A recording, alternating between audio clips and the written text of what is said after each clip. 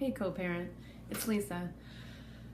Part 2 in this series of communicating with your ex and how to make it a little more easy, a little less drama filled, because you don't need to have that dread in your heart every time you try and bring up a new topic or discuss something with them. That's no fun.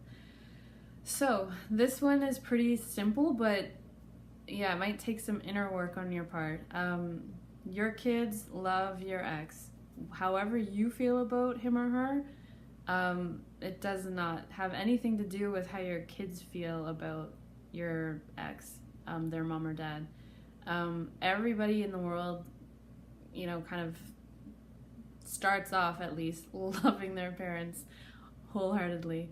And you don't want to take that away as the other parent. You don't want to be responsible for that kind of relationship sever.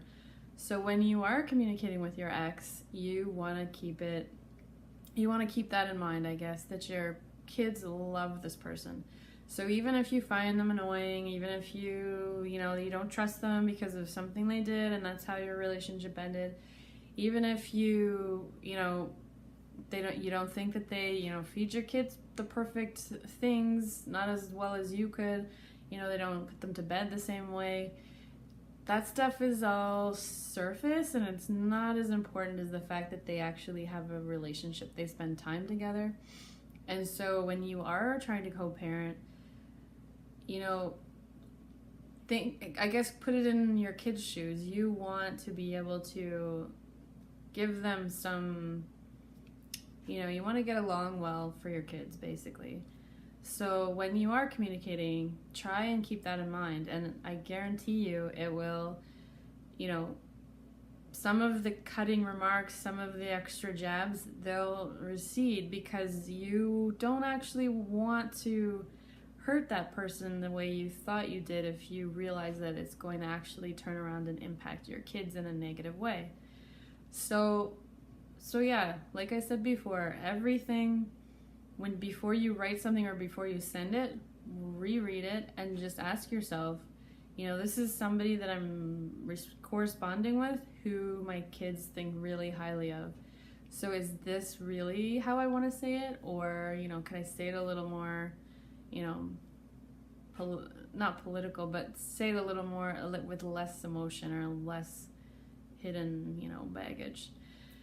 So yeah, that's basically it. It's a hard one, especially at first when there's so many emotions flying around and everyone is kind of pissed off about everything.